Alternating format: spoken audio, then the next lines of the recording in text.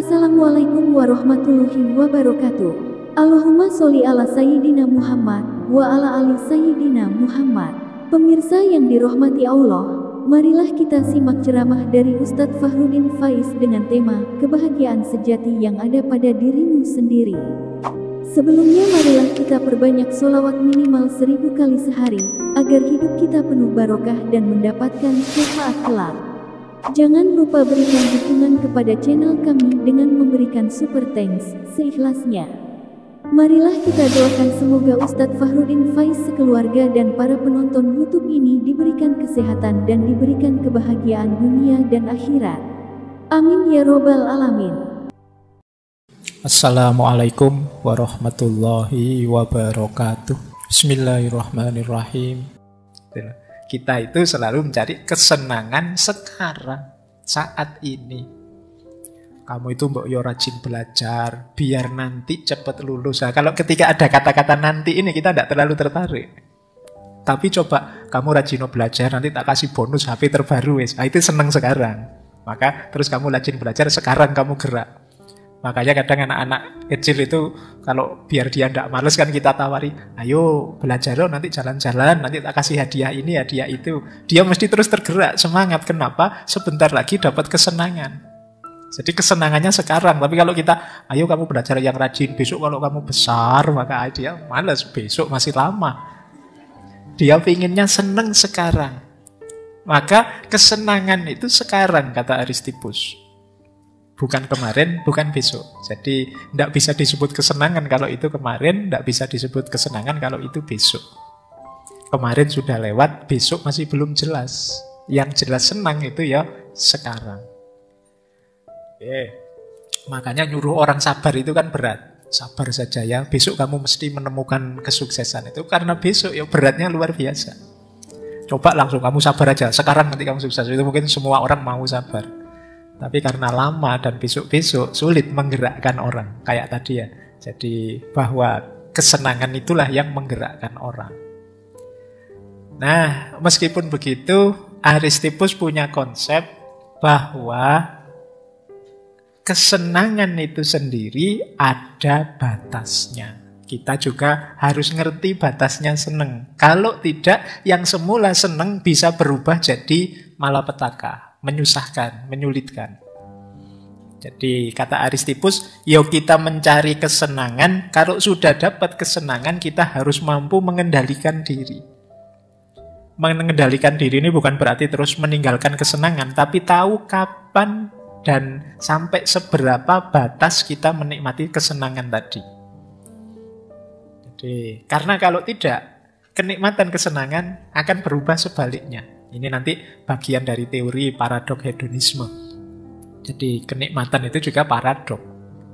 Makan enak, itu seenak-enaknya makanan kita harus tahu batas kapan kita harus berhenti makan. Kalau tidak, meskipun makanan ini sangat enak, meskipun dibayari orang, akan rasanya sangat tidak enak. Piring pertama mungkin kita masih kuat, piring kedua lumayan lah, nikmatnya tinggal setengah, piring ketiga, piring keempat itu bisa muntah kita akhirnya. Yang semula nikmat ketawa-ketawa bisa nangis-nangis, kita sakit perut. Loh, itu namanya batas. Minum juga begitu.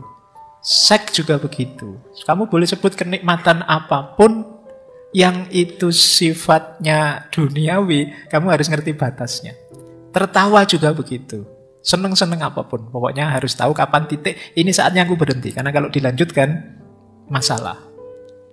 Nah, ini teorinya Aristippus. Jadi dalam kesenangan kita harus tahu kapan saatnya berhenti. Jadi memang kata Epikuros, hidup ini mencari kesenangan dan menghindari rasa sakit. Cuma semakin rumit kesenangan, biasanya jadinya justru tidak senang. Orang akan lebih bahagia, lebih senang kalau kesenangan itu sifatnya sederhana. Makanya Epikuros dan circle-nya itu justru meskipun punya ideologi mencari kesenangan, dia hidupnya agak asketis. Jadi menjauh dari kesenangan duniawi. Karena bagi dia itu justru lebih membahagiakan. Nanti ada alasannya. Jadi Ya alasan sederhananya seperti tadi, semakin banyak kesenangan itu semakin tidak seneng orang. Nah, meskipun begitu ya orang harus nyari seneng, kata Epikuros. Itu satu quotes yang terkenal sekali. Kata Epikuros, tidak mungkin orang hidup senang tanpa hidup secara bijaksana, terhormat, dan adil. Dan tidak mungkin orang hidup bijaksana, terhormat, adil tanpa hidup yang menyenangkan. Jadi kebijaksanaan, kehormatan, dan keadilan itu pasangannya kesenangan. Makan itu enak, tapi kalau kita budaya makan kita tidak bijaksana, tidak terhormat, dan tidak adil, maka dia tidak akan jadi sumber kenikmatan. Budaya makan yang tidak bijaksana, misalnya makan kok tidak tahu batasnya, terlalu banyak atau terlalu sedikit, atau makannya tidak terhormat. Ya makan enak sih, tapi tadi nipu, ngutil, misalnya makan yang tidak terhormat. Atau tidak adil. Nah, dengan cara kita misalnya menzolimi orang, merampas haknya orang, terus kita makan. Tanpa wise, tanpa kehormatan, tanpa keadilan, tidak mungkin ada kesenangan. Kamu boleh sebut kesenangan apa saja. Kalau itu tidak dilakukan dengan bijaksana, tidak dilakukan dengan terhormat, tidak dilakukan dengan adil, maka tidak akan menyenangkan. Jadi kesenangan itu boleh kamu ganti apa saja. Makan, minum, seks, nikah, poligami, dan lain sebagainya. Itu kalau tidak wise, tidak honor, tidak adil, tidak akan menyenangkan. Meskipun tujuanmu ingin senang. Jadi ini rumus dari Epikuros. Makanya dia hidupnya agak asketis. Meskipun ideologi yang dikembangkan hedonistik. Mencari kesenangan, tapi dengan definisi kesenangan yang berbeda. Ini rumusnya kesenangan. Ini boleh teman-teman jadikan patokan. Seneng yang sejati. Versi Epikuros. Ada beberapa rumus. Yang pertama, tentu saja kesenangan itu pintu gerbangnya kebahagiaan. Kan ada orang itu yang bilang, Pak, saya tidak mengejar kenikmatan kesenangan, tapi saya mengejar kebahagiaan. Tapi kata Epikuros, yo untuk menuju bahagia, yo kamu perlu kesenangan. Meskipun berhenti di kesenangan, belum tentu kamu sampai pada terminal kebahagiaan. Yang kedua, rumusnya, kata Epikuros, senang itu kayak tadi ya, intrinsik. Itu fitrah kita, sudah dorongan diri kita mencari senang itu. Kalian tidak usah malu, tidak usah merasa bersalah kalau kalian mengejar kesenanganmu sendiri. Karena manusiawi, tidak ada orang yang nyari tidak enak. Semua orang nyari senang dalam hidupnya. Nah, ini rumus kedua. Rumus ketiga, meskipun kesenangan itu baik, tidak semua kesenangan harus dipenuhi. Nah, kalau ini perlu kebijaksanaan, perlu kecerdasan. Mana kesenangan yang harus kita penuhi, mana yang tidak usah saja. Nah, ini berhubungan dengan rumus selanjutnya. Kesenangan yang menyebabkan rasa sakit atau sulit, hindarilah. Sebaliknya, kesulitan yang melahirkan kesenangan, jalanilah. Ini nanti berhubungan dengan pernah kita membahas sesi tentang pengorbanan. Kadang-kadang demi kesenangan yang lebih panjang, lebih luas, kita korbankan yang sekarang. Saya capek sebentar, enggak apa-apa. Yang penting nanti orang-orang senang, saya dapat pujian. Ini milih enggak senang dulu demi senang yang lebih panjang, lebih besar nantinya.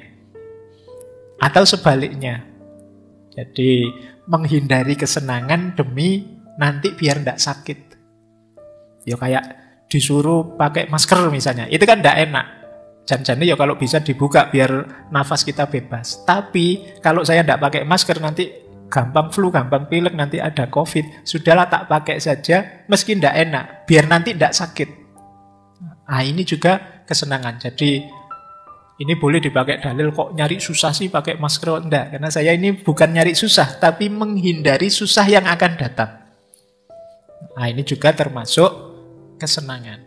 Rumus menyikapi kesenangan, termasuk yang manusiawi. Kemudian lebih baik membatalkan satu keinginan daripada berupaya terlalu keras mendapatkannya sampai mengorbankan banyak hal yang lebih penting. Jadi kalau kita punya keinginan, kejarlah kesenangan itu. Tapi kalau biayanya terlalu besar, ya ngapain juga. Kayak tadi, Pak, saya pingin HP terbaru, Pak.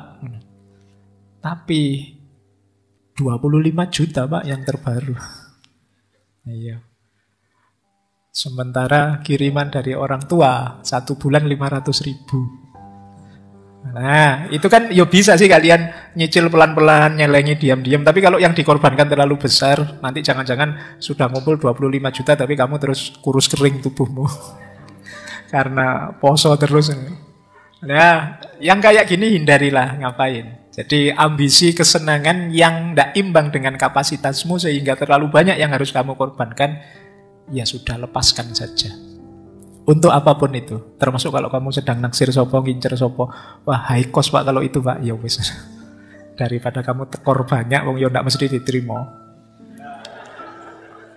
Jadi harus taktis, strategis ya. Jangan sampai nanti malah kamu berkorban terlalu banyak untuk hal yang ternyata tidak terlalu penting. Hanya karena mengejar harapanmu akan kesenangan. Nah, termasuk yang terakhir. Kadang-kadang kita harus siap sakit sebentar untuk senang yang lebih panjang. Tidak masalah kalau itu kan. Barang siapa yang tidak siap menanggung payahnya belajar, kan itu. Siap-siaplah menanggung beratnya kebodohan. Berarti apa? Yo sakit sebentar belajar tidak apa-apa biar besok pinter. Karena bodoh itu high cost.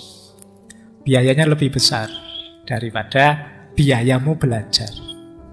Oke, itu kemarin-kemarin sudah banyak kita bahas. Nah, ini jadi rumusnya kesenangan menurut Epikuros. Nah, menarik kata Epikuros, di antara kunci kita menemukan kesenangan itu terletak dalam kemampuan kita menata keinginan. Jadi kita itu kan punya banyak keinginan dalam hidup ini.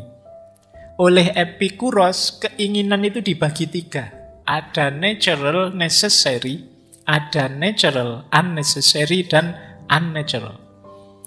Yang pertama natural dan niscaya. Jadi alami dan memang harus dipenuhi. Yo, ini kita ingin makan, ingin tidur, ingin tempat tinggal. Ini kebutuhan-kebutuhan primer. Manusiawi orang menginginkan ini niscaya. Jadi keinginan yang alamiah. Ada lagi yang alami tapi tidak niscaya. Tidak harus begitu. Itu namanya unnecessary. Misalnya rumah besar, makanan mahal, baju keren, HP terbaru. Ini unnecessary. Makan natural necessary. Tapi makan enak, makan mewah, natural unnecessary namanya. Yo alami makannya, tapi mewahnya tidak harus begitu. Rumahnya alami, tapi rumah besar, mewah, sekian tingkat, tidak necessary. Tidak harus begitu. Pakaian ya, kita butuh pakaian. Kalau tidak punya pakaian jangan keluar rumah.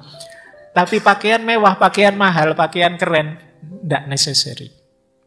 Ada lagi unnatural, tidak natural. Keinginan ini tidak alami, biasanya kena pengaruh macam-macam. Misalnya, kalau contoh dari Epikuros yo, ingin berkuasa, ingin terkenal. Saya ingin mengoleksi emas Pak, ingin mengoleksi mobil kuno Pak, ini tidak alami yang semacam ini. Jadi, dan mungkin kita punya yang semacam itu yang tidak alami ini. Nah, ada rumusnya untuk menata 3 keinginan ini. Kata Epikuros, rumus pertama, kalau ingin hidup senang, abaikan keinginan ketiga, fokus pada keinginan pertama. Jangan dibalik. Jadi dibalik itu saya terkenal, yang saya cari itu keterkenalan Pak. Tidak makan juga tidak apa-apa, itu kebalik. Jadi yo bisa makan dulu, baru boleh mikir selanjutnya. Jadi kalau ingin hidup senang, fokus yang pertama dulu. Kalau yang pertama sudah terpenuhi, monggo. Tapi fokus yang pertama, abaikan dulu yang ketiga. Nah, terus kita boleh memenuhi keinginan kedua asal nyaman. Asal efeknya tidak blunder. Makan enak, ya boleh. Asal tidak blunder. Setelah makan enak terus 3 hari tidak makan. Nah, itu namanya blunder. Jadi boleh yang kedua dipenuhi asal tidak menimbulkan rasa sakit. Nah, terus keinginan ketiga, ini kalau menguasai kita dalam jangka waktu yang lama akan merusak hidup. Pak 10 tahun terakhir ini saya fokus pingin berkuasa terus. Itu biasanya hidupmu akan jungkir balik. Tidak puas, tidak nyaman, tidak enak. Pak saya itu sudah 5 tahun ini Pak bikin channel medsos banyak sekali. Pengen terkenal Pak. Kok tidak terkenal ya Pak sampai sekarang misalnya. Itu kan kamu gelisah, hidupmu tidak nyaman. Kenapa? Keinginanmu tidak pas, tidak match. Nah, kemudian yang terakhir, setiap keinginan yang akan kita wujudkan harus kita pahami dalam konteks hidup kita secara utuh.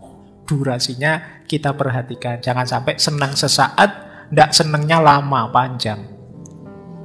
Nah, ini menata keinginan namanya. Oke ya, kalau ingin senang yang sejati. Jadi ada yang natural, necessary, ini wajib kita penuhi. Ada natural and unnecessary, ini kita perhatikan, harus hati-hati, jangan blunder.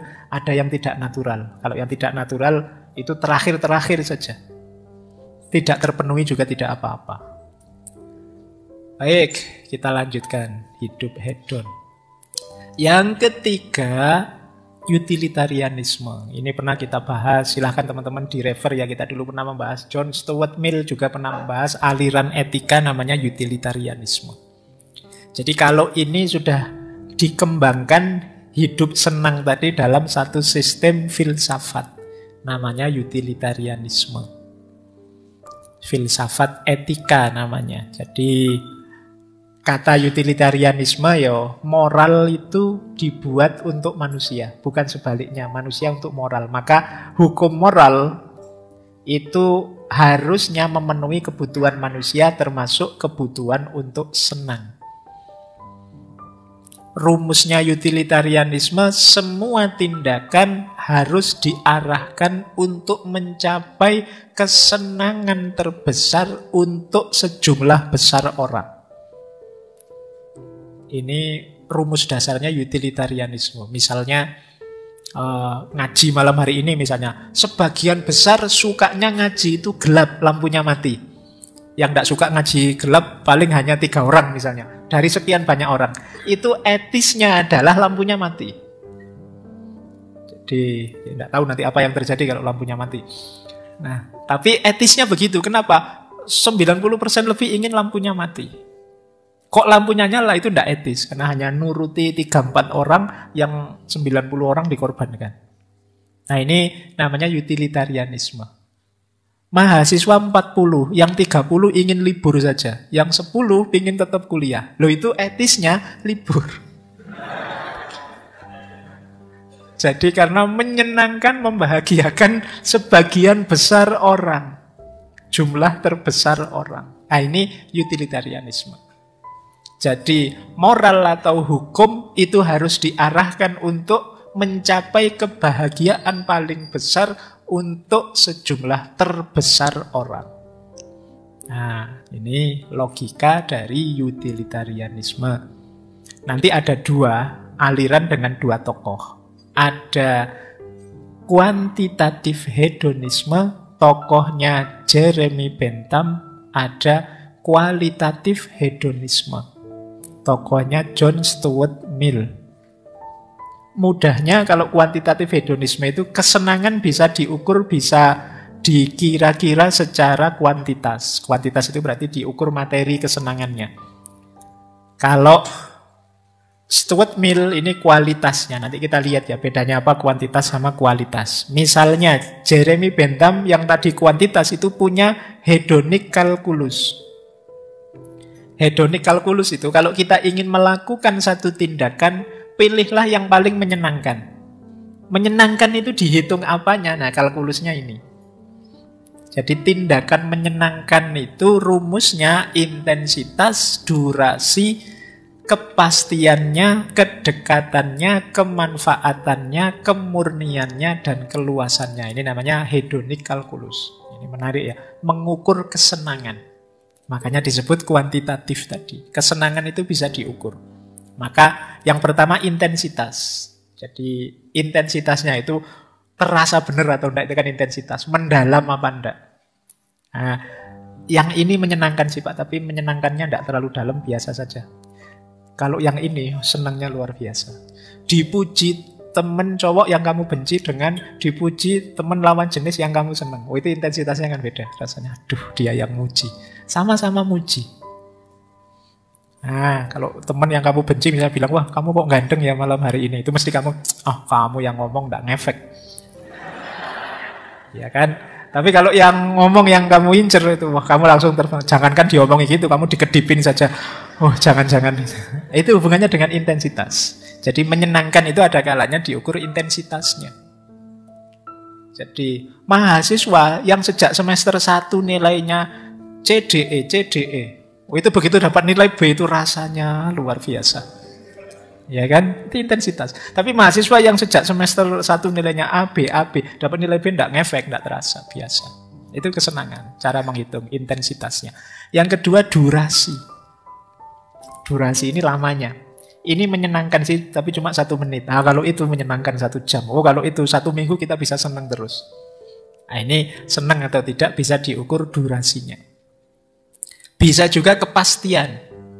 Nah, kepastian ini biasanya berhubungan dengan ini besok mesti enak enggak, mesti seneng enggak, itu kepastian. Ada yang sekarang kita rasakan dan menyenangkan dengan ini senengnya besok loh, itu kan beda. Secara kepastian. Kalau ini jelas, kalau itu masih besok, masih belum pasti. Makanya tadi yang tentang akhirat dan lain sebagainya itu kan ada pernyataan yang tadi bahwa ayo kita seneng-seneng sekarang. Kenapa lebih pasti dibandingkan besok? Itu namanya prinsip certainty. Kemudian yang keempat kedekatan, propinquity. Kedekatan itu senengnya itu berjarak atau memang kita rasakan benar. Jadi nikmat bersamamu itu nikmat yang berjarak atau ya kita memang bareng-bareng, kedekatan. Bukan seneng yang di sana, tapi seneng yang langsung kita nikmati sekarang bareng-bareng. Nah, itu namanya propinquity. Mungkin antara yang hadir ngaji dengan yang dari YouTube itu mungkin durasi senengnya, intensitas senengnya beda. Kenapa? Kedekatannya beda. Kalau kalian ini kan dekat sekali. Sementara yang YouTube ada jaraknya. Saya bilang malam Kamis hari ini, nanti di YouTube Minggu, jadinya harusnya malam Senin. Tapi kan berbeda. Ada jarak, itu kedekatan namanya. Kemudian fecundity, kemanfaatan. Jadi, oh ini manfaatnya banyak sekali buat saya. Yang sana enggak, biasa saja. Itu level kesenangan dari sisi kemanfaatan. Kemudian purity. Purity itu kemurnian. Asli enggak ini? Ini senang sih Pak, tapi agak kecampur sedih-sedih gimana itu. Jadi enggak terlalu senang. Wisuda ini saya senang Pak, tapi begitu ingat setelah ini mau apa? Iya. Seneng saya tinggal separuh Pak, atau hilang sama sekali. Itu berarti sudah tidak murni lagi seneng, sekarang sudah kecampur macam-macam. Ya kan? Saya nembak diterima seneng sih Pak, tapi terus berarti habis ini saya harus neratir, saya harus jalan-jalan nganter, kuliah nganter. Wah berarti ini tidak murni, berarti tidak purity. Itu bisa diukur kesenangan. Kemudian yang terakhir tentu saja keluasan. Jadi kalau keluasan ini ya semakin banyak orang yang senang, itu semakin hedon, semakin menyenangkan berarti. Lebih enak. Jadi kalau ada 2 kesenangan, pilih yang ini menyenangkan semakin banyak orang. Itu nilai ekstensi. Kalau ada 2 kesenangan, pilih yang paling murni, purity. Kalau ada 2 kesenangan, pilih yang lebih banyak manfaatnya. Kalau ada 2 kesenangan, pilih yang paling dekat kesenangannya, bukan kesenangan yang jarak jauh. Kalau ada 2 kesenangan, pilih yang lebih pasti. Kalau ada 2 kesenangan, pilih yang durasinya lebih panjang. Kalau ada 2 kesenangan, pilih yang lebih intens. Ini yang dimaksud hedonic calculus. Ketika kita milih saya harus melakukan apa, hitung itu. Kita kan nyari senang. Nah, Pak ini ada banyak pilihan nih Pak. Pilih dengan kalkulus ini. Putuskan yang paling intensif, durasinya paling panjang, lebih pasti, lebih dekat, lebih manfaat, lebih murni, dan lebih luas jangkauan kesenangannya. Ini teori namanya hedonic calculus, makanya disebut kuantitatif. Tapi nanti dikritik oleh John Stuart Mill yang punya teori kualitatif. Kalau menurut John Stuart Mill ya tidak bisa diukur seperti itu. Ada banyak kesenangan, mungkin durasinya lebih pendek, tapi lebih menyenangkan. Tidak bisa dilihat kuantitatifnya saja. Makanya nanti Stuart Mill menyebut, kesenangan itu ada levelnya. Ada kesenangan level bawah, level dasar, ada kesenangan level tinggi. Kesenangan level bawah itu ya tadi makan, minum, seks, istirahat, kesenangan indrawi. Ini kesenangan yang sifatnya sementara, penuhi secukupnya saja, karena kalau berlebihan dia akan berubah jadi ketidakenaan, ketidaksenangan. Beda dengan kesenangan yang lebih tinggi. Kesenangan yang lebih tinggi itu kesenangan intelektual, kesenangan estetik, kesenangan spiritual. Ini jauh lebih tinggi, lebih abadi, lebih tahan lama. Semakin banyak, semakin lama, semakin menyenangkan. Ilmu itu sedikit paham, membahagiakan, banyak paham, tambah bahagia, tambah banyak lagi, tambah bahagia. Itu intelektual. Estetik juga begitu, seni juga, spiritual juga begitu. Tambah dekat dengan Tuhan, tambah sadar dimensi ilahiyah hidup, tambah menyenangkan. Ini yang level tinggi. Kalau yang level rendah tadi enggak. Yang level rendah itu penuhi secukupnya saja. Jadi tidak bisa semuanya dihitung pakai kalkulus tadi. Ini kritiknya Mill. Misalnya makan tadi. Makan yang lebih intensif ya, terlalu intensif ya nanti kamu perutmu bisa meledak oleh makanan itu. Makan lagi. Ini lebih intensif, Pak, lebih dekat, Pak, lebih. Iya. Tapi ya harus ngerti batasnya. Jadi ini perspektifnya Mill. Alirannya namanya utilitarianisme. Oke, punya mau habis. Nah, sekarang kita lihat ada beberapa perspektif yang mungkin perlu kita pertimbangkan. Yang pertama, ada namanya paradok hedonisme. Jadi paradok hedonisme itu ya paradok dari kesenangan. Ini unik. Dalam paradok ini ada pandangan justru kalau kita terus-terusan mencari kesenangan, ya kita tidak akan ketemu kesenangan yang sesungguhnya. Orang yang mencari kebahagiaan itu pasti dia tidak bahagia. Berarti orang yang mencari kesenangan itu kan dia belum senang kan berarti. Loh, kalau hidupmu ingin terus Pak mencari kesenangan, berarti kamu terus tidak senang. Justru orang yang mengejar kesenangan, dia tidak merasakan kesenangan.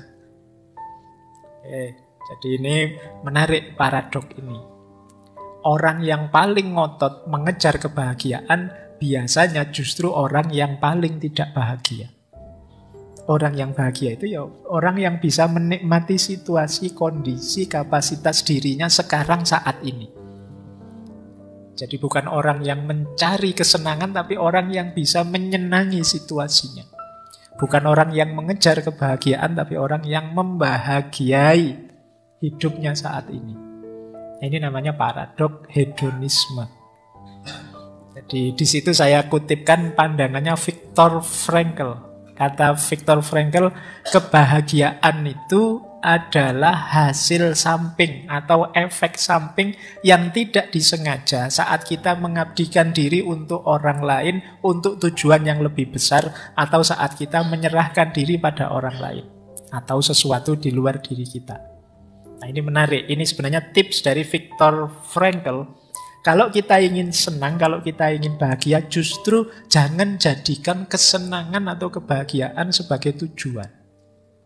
Biarlah dia jadi efek samping saja dari kebenaran, kebaikan yang kita hidupkan. Jadi, lakukan semua yang ideal, semua yang baik, semua yang indah yang kita tahu, yang kita mampu, efeknya pasti nanti menyenangkan dan membahagiakan. Jadi jangan dikejar justru kenikmatan dan kebahagiaan itu. Biarlah dia hadir sebagai efek samping dari segala kebaikan yang kita lakukan. Nah kalau kita melakukan itu, kita tidak akan kena paradok hedonisme tadi. Jadi hidup ini memang mencari kesenangan, tapi kalau kita mendedikasikan hidup sepenuhnya untuk mencari kesenangan, justru kita tidak akan ketemu kesenangan itu. Karena kita ada dalam kondisi mencari terus. Tidak sempat menikmati hidup. Maka nikmati saja hidup kita, jalankan saja kebaikan, kebenaran yang kita tahu. Di antara efeknya pasti nanti kita ketemu kesenangan dan kebahagiaan. Nah ini rumus namanya paradok hedonisme. Jadi kenikmatan jangan jadi tujuan utama, jadikan saja dia efek samping dari kebenaran dan kebaikan yang kita jalankan. Oke, ini rumus yang pertama. Perspektif berbeda tentang hidup yang hedon. Jadi Pak, saya itu sebenarnya tidak pingin seneng-seneng dengan HP terbaru, tapi kok tiba-tiba saya itu kerja keras, jujur, dapat rezeki yang banyak sekali. Saya bingung uang banyak ini buat apa, ya sudahlah Pak, tak beliin HP terbaru. Nah itu kan beda. Dibandingkan kamu ngejar HP terbaru, ngejar mobil terbaru. Enggak. Ini efek samping saja. Oh kelihatannya tetangga-tetangga, anak istri dapat banyak manfaat. Kalau saya punya mobil baru, ya saya belilah mobil baru. Kebetulan uangnya ada. Sebenarnya tujuannya tidak ke situ. Nah ini menghindarkan dari paradok hedonisme. Oke, ini perspektif pertama. Perspektif kedua yang mungkin penting kita renungkan. Ini juga banyak dibahas orang belakangan, namanya hedonic treadmill. Hedonic treadmill ini penyakit yang lain. Kalau tadi kan orang yang mengejar kebahagiaan punya penyakit hedonic paradok. Orang mengejar kebahagiaan juga dia akan punya penyakit hedonic treadmill. Hedonic treadmill, hedonic itu kesenangan, treadmill itu treadmill, alat kita olahraga statis itu. Ini istilah dari satu artikel sebenarnya yang nulis Brickman and Campbell. Artikelnya judulnya Hedonic Relativism and Planning the Good Society. Jadi hedonic treadmill itu kalau kalian mengejar kebahagiaan terus, seringkali pada akhirnya justru kalian jatuhnya pada level awal ketika dulu kalian belum bahagia. Ini namanya kalian merasa seolah-olah sudah jalan jauh, padahal masih di situ. Itu namanya treadmill itu kan begitu. Kalian jalan terus seolah-olah sudah sampai mana, sebenarnya masih di situ. Jadi hedonic treadmill itu menggambarkan pada saatnya kebahagiaan, rasa bahagia, rasa senang kita akan kembali lagi ke titik awal. Pada akhirnya apa? Terus kita jadi tidak ada habisnya ini mengejar kebahagiaan ini. Kapan sih saya bisa puas itu? Tidak ada. Kenapa? Situasinya selalu balik lagi seperti awal lagi. Kepuasan kita seolah-olah tidak ada ujungnya. Contohnya ini coba. Misalnya, mungkin teman-teman ada yang kemarin lulus ranking 1, cum laude, menang undian, dapat jabatan, apapun itu. Seneng kan? Tapi kan tidak lama kan? Setelah itu balik lagi kayak sebelumnya. Biasa saja. Ngejar-ngejar bisa ujian skripsi, ujian tesis sampai mati-matian, tidak tidur sampai kamu sakit, sampai dimarahi pembimbingmu, dungkir balik gak karu-karuan. Lulus senengnya setengah mati begitu lulus. Tapi setelah itu besoknya saja kok biasa lagi ya rasanya. Terus efeknya apa bedanya? Sekarang saya sudah gelarnya SH, SAG, SHUM. Terus bedanya apa ya? Balik lagi ke state awal. Dapat hadiah, senangnya luar biasa, alhamdulillah dapat undian aku, senang. Setelah itu kan biasa lagi, balik lagi ke state awal. Ini namanya hedonic treadmill. Atau saya contohkan lagi, kita pindah rumah. Punya rumah baru, tempat baru, apartemen baru. Awalnya senang, tapi sebulan, 2 bulan ya biasa. Ikut ngaji filsafat. Mungkin yang awal-awal ini excited, masih semangat. Meleh duduk di depan, pokoknya semangatnya. Yang santri-santri lama, yang peserta ngaji lama itu sudah mangkati kelewas santai. Lu duduk di belakang sambil ngerokok, biasa Pak Faiz gitu. Sudah bertahun-tahun ngikuti ngaji, wis koyo ngono-ngono wae. Sudah beda lagi. Awalnya excited, belakangan biasa. Ini contoh hedonic treadmill. Makan kan juga begitu. Seenak-enaknya makanan, yang paling enak kan gigitan pertama, piring pertama. Diulang piring kedua, piring ketiga sudah. Kalian malah mungkin bisa muntah. Jangankan kesenangan, kesedihan kan juga begitu. Sesedih apapun kamu, nanti balik lagi ke state awal. Semarah apapun kita, sekarang banyak yang ngamuk karena BBM naik. Ya kan? Alah, tunggu 1-2 bulan lagi, yang balik lagi ke kondisi awal. Viral rame heboh, nanti balik lagi ke kondisi awal. Terus kita nyari lagi yang membahagiakan kita apa. Kita nyari terus, jadi seolah-olah loh, terus akhirnya kapan Pak saya benar bahagia itu? Kok rasanya stuck saja, di tempat saja. Tidak ketemu-ketemu kebahagiaan itu. Kita sudah diberi kebahagiaan, terus kok biasa lagi, tidak senang lagi. Diberi kesenangan, biasa lagi. Ini yang disebut efek hedonic treadmill. Jadi kesenangan itu, selain ada paradok tentang tadi bahwa kalau kita ngejar kesenangan tidak ada akhirnya, justru kita tidak senang, ada paradok statis ini. Kita seperti hedonic treadmill. Segala macam emosi pada akhirnya balik netral lagi. Seolah-olah semua berawal di awal lagi. Kita sudah mencapai sesuatu, tapi terus jadi biasa dan kita punya keinginan lagi. Akhirnya berjuang lagi. Kesenangannya ada tadi. Terus kan kita heran, lah Pak, saya benar-benar bahagia itu kapan? Nah, ini efek dari hedonic treadmill namanya. Kapan-kapan teman-teman direnungi ya. Ada sedikit tips untuk menghindarkan diri dari segala macam kebahagiaan yang absurd tadi. Ya kalau tips dari agama sih jelas bahwa hidup ini jangan terlalu diambil hati. Kebahagiaan duniawi itu kan bukan kebahagiaan yang hakiki. Dia hanya lahwun, dia hanya permainan, dia hanya laibun. Dia hanya sesuatu yang melengahkan kita. Kemudian dia hanya zina. Zina itu hanya perhiasan. Kelihatannya indah tapi tidak hakiki. Dia hanya tafakhur, tempat kita bangga-banggaan. Seolah-olah kita itu hebat, seolah-olah kita itu luar biasa, padahal mungkin tidak. Tempat kita takasur, berlomba-lomba, banyak-banyakan. Itu kan semuanya tidak ada yang hakiki. Itu kalau versi agama. Mungkin lain waktu kita bahas ya. Ada banyak rumus untuk hidup. Kalau dalam Islam ada qanaah, ada zuhud, ada uzlah, dan lain sebagainya. Nah, cuma ini tips sementara. Untuk kita tidak terjebak pada paradok hedonisme, tidak terjebak pada hedonic treadmill tadi. Yang pertama apa? Jangan bosan-bosan untuk nambah pengalaman yang positif. Kenapa jadi membosankan, jadi stuck di situ terus? Mungkin karena kitanya sendiri tidak mau gerak. Kita tidak nambah wawasan, tidak nambah pengalaman. Ya kita akhirnya diserbu kebosanan-kebosanan. Jadi hidup yang tidak ada tantangan-tantangan baru ya tentu saja membosankan. Kayak kita orang treadmill seolah-olah sudah jauh tapi kita ya di situ-situ saja. Nah jadi yuk jangan segan-segan nambah pengalaman. Mungkin nambah teman baik. Mungkin perjalanannya ditambah, pengalaman ini pengalaman itunya ditambah.